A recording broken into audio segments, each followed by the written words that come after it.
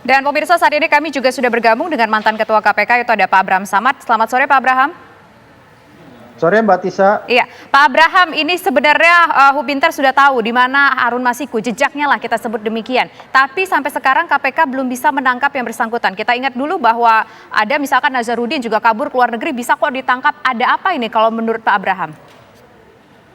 Dulu waktu saya mimpin KPK, kita pernah nangkap ya buronan kita, misalnya Nunun Nurbaiti, terus Anggoro di Cina, ya, jadi ada beberapa, dan itu tidak ada masalah sebenarnya. Begitu kita mendapat informasi tentang posisi tersangka, kita langsung melakukan langkah-langkah yang bisa langsung membawa pulang buronan tersebut. Berapa lama Pak biasanya Pak dari diketahui lokasi atau jejak terakhir sampai kemudian mengerahkan tim untuk menangkap lalu sampai ketangkap itu biasanya idealnya itu berapa lama Pak? Gini, sebelum saya jawab itu, ini kan kasus Harun Masiku kan udah lama ya. Iya. Jadi paling tidak saya rasa mungkin teman-teman di KPK sudah melakukan pelacakan, profiling, tracking dan lain-lain terhadap yang bersangkutan. Kan kita sudah ada kerjasama juga dengan pihak kepolisian, Interpol, dan lain-lain. Betul. Oleh karena itu sebenarnya kalau soal teknis itu biasanya sudah mudah. Yang penting kita sudah mendapat titik posisi yang bersangkutan. Ketika kita mengetahui titik posisi yang bersangkutan, maka itu tinggal menunggu momen yang tepat. Ya, artinya momen yang tepat kapan waktu kita mengambil dia, sebenarnya itu intinya ya. Yang penting titik koordinatnya sudah pas ya, istilahnya sudah tidak bergerak lagi, kita biasa kunci sehingga itu sudah bisa dilakukan tindakan-tindakan untuk menangkap yang bersangkutan.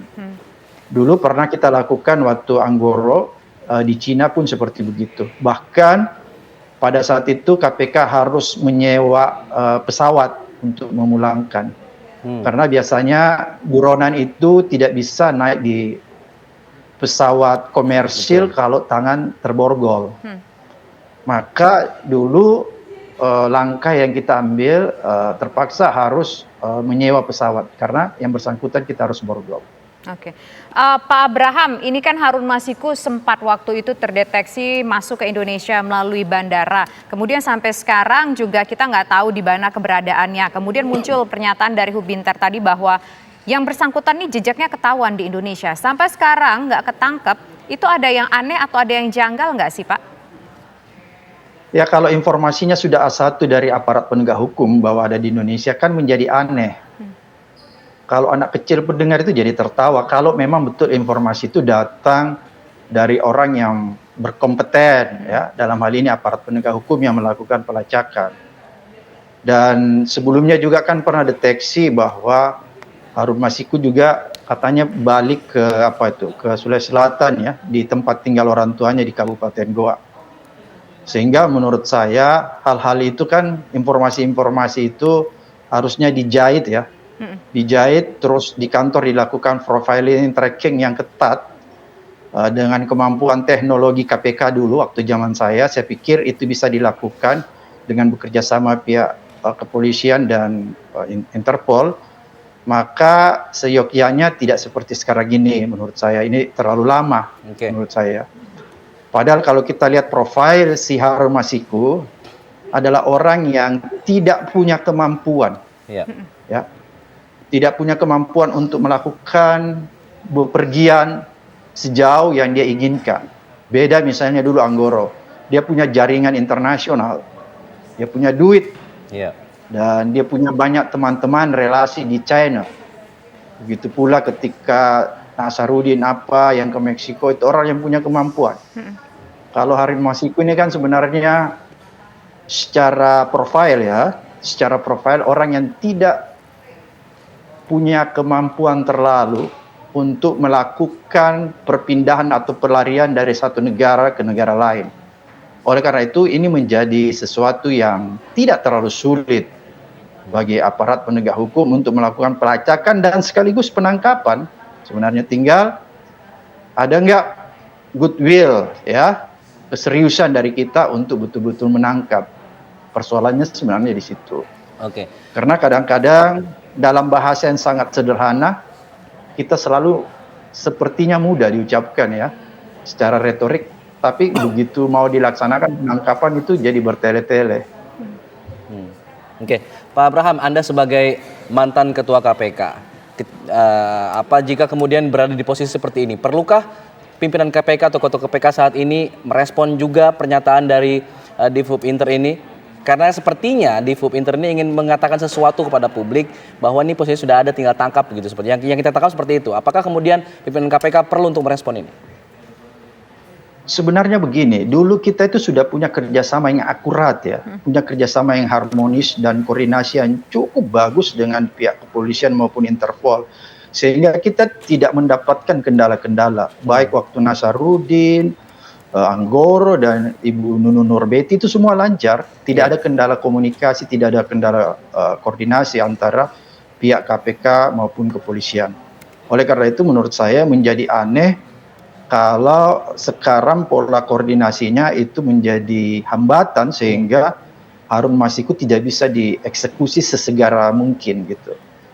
Padahal seyogyanya menurut saya ketika ada informasi yang disampaikan pihak kepolisian ya tentang posisi atau koordinat di mana posisi sebenarnya Harun Masiku, maka ini menjadi sangat mudah untuk dilakukan penangkapan. Oke, baik. Pak, tadi ada sebuah statement di paket informasi kita pengantar sebelumnya, ada yang menyebutkan bahwa diduga nih jangan-jangan KPK tengah melindungi Harun Masiku. Apakah kemungkinan tersebut ada? Kata ICW demikian, Pak. Apakah kemungkinan tersebut ada, Pak? Mungkin itu kalau analisa itu banyak berkembang di tengah-tengah masyarakat, maka tidak bisa juga disalahkan. Kenapa saya katakan tidak bisa disalahkan? Karena dengan melihat pola ya dan membandingkan peristiwa-peristiwa di masa lalu, beda kalau tidak ada pembanding. Kalau tidak ada pembanding, maka ungkapan-ungkapan seperti itu tadi bisa kita abaikan 100%. Tapi ini adakan pembanding dengan kejadian-kejadian atau kasus-kasus yang sebelumnya yang lebih berat. Menyangkut profil orangnya itu lebih berat karena orang-orang itu lebih gampang melakukan mobilisasi dari satu negara ke negara lain. Kalau Harun Masiku seperti tadi saya katakan, orang yang tidak punya secara profil, tidak punya kemampuan untuk berpindah dari satu negara ke negara lain. Oleh karena itulah kalau ada pendapat tadi mengatakan seperti itu, ya tidak bisa diabaikan juga. Tidak bisa kita katakan, itu terlalu dini pernyataan itu. Oleh karena itu menurut saya harusnya ketika posisi Harun Masiku sudah dideteksi dari teman-teman kepolisian, maka KPK harus segera proaktif. Karena kalau tidak, nanti dugaan-dugaan seperti tadi yang disampaikan teman-teman ICW itu akan semakin berkembang di tengah-tengah masyarakat dan itu akan memperburuk pemberantasan korupsi. Oke, Pak Abraham tadi Anda katakan ada yang janggal dalam sisi koordinasi antara pihak kepolisian dan juga KPK mungkin saat ini. Kalau tadi kita lihat bagaimana sinyal-sinyal yang dikatakan oleh Divhub Inter bahwa ini posisi sudah ada begitu. Apakah mereka tidak punya kewenangan untuk kemudian menangkap langsung? Apakah memang harus menjadi KPK-nya yang turun langsung untuk menangkap atas informasi dari Divhub Inter? Bukan soal kewenangan ya, tapi ini soal soal kerjasama antara KPK dan kepolisian, dan buron ini adalah buron KPK. Jadi oleh karena itu mungkin kepolisian menganggap ketika dia ingin melakukan penangkapan terhadap Masiku sebagai buron, maka dia menginginkan bahwa pihak KPK juga terlibat di dalam penangkapan itu, agar supaya berjalan sebagaimana mestinya, tidak ada nanti yang perlu diperdebatkan lagi. Sebenarnya intinya begitu, dan menurut saya ini langkah yang bagus, langkah yang positif. Tinggal kita lihat apakah KPK ini bisa merespon secara cepat. Soalnya soal penangkapan seperti ini harus kan ada namanya respon yang cepat ya. Dulu waktu saya itu tengah malam kita harus tiba-tiba harus mencari gitu ya. Ada nggak pesawat yang bisa di-charter? Bayangkan itu tengah malam. Itu kan langkah-langkah yang seperti begitu harus segera diantisipasi ya kalau misalnya ada kendala-kendala. Dan ini kan lebih mudah lagi tadi kalau disampaikan bahwa ternyata posisi Harun itu kan tidak sedang berada di luar negeri kan, begitu ya, seperti yang saya tangkap ya. Berarti sebenarnya nggak ada kendala. Dan saya pun pernah mendengar-dengar, tapi ini kabar burung, lagi-lagi masih perlu divalidasi, masih perlu diverifikasi, Katanya pernah ke Sulawesi Selatan juga, dia balik ke rumah orang tuanya di Goa. Kebetulan saya kan juga tinggal di Sulawesi Selatan ya, di kotanya di Makassar. Jadi saya mendapat informasi-informasi dari teman-teman begitu. Oke. Oleh karena itu saya pikir kok ini KPK-nya nggak ada yang bergerak gitu ya. Ya. Tapi saya sangat bersyukur dan mengapresiasi pihak kepolisian yang tiba-tiba memberi informasi ya, memberikan informasi kepada kita semua, bukan saja kepada KPK tapi seluruh rakyat Indonesia ya.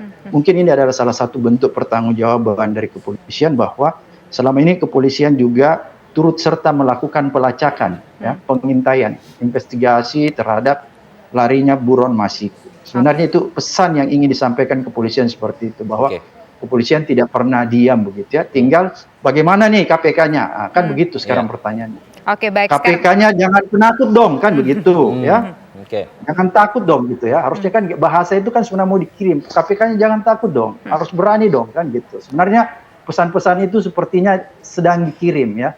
Agar supaya KPK cepat merespon.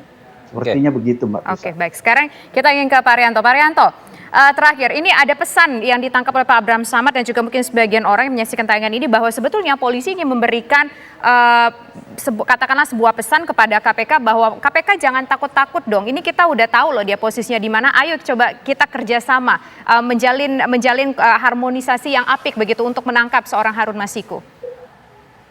Ya, itu message itu mungkin benar juga ya Pak Abraham Samad. Tapi kalau malah saya pribadi ya, itu saya itu menyangka dari tadi di Binter itu ya, itu nggak akan mungkin ngomong harus datang kemudian baru ngomong-ngomong wah ini dia ada di dalam. Pakai telepon pun bisa kalau dia mau. Tapi saya hanya mengira di belakang itu ada pesan-pesan yang harus dirahasiakan yang disampaikan pada itu. Mudah-mudahan kayak gitu dugaan saya benar ya. Tahu-tahu nanti Harun Masiku langsung ditangkap gitu. Mudah-mudahan gitu. Kalau dia ngomong-ngomong, oh ini sudah di sini, yang masih itu namanya membocorkan Dan kemudian kalau polisi langsung nangkap tanpa KPK, nanti sangkanya mempermalukan KPK. Gitu. Ya mudah-mudahan itu tadi koordinasi dengan polisi dengan KPK itu masih baik gitu ya, sehingga karena kuncinya memang gitu. KPK itu kan nggak punya kemampuan nangkep di lapangan. Polisi punya. Kalau koordinasi kurang baik ya nggak akan mungkin dapat ada prestasi masing-masing. Mudah-mudahan ini suatu sinyal yang baik untuk bisa mempercepat penangkapan Harun Masiku yang sebetulnya itu kayaknya mudah. Tinggal mau apa enggak kan kayak itu kan. Baik, itu menjadi harapan kita semua. Terima kasih Pak Rianto, terima kasih Pak Abraham Samad sudah bergabung sama kami di Kabar Petang. Selamat sore, Assalamualaikum.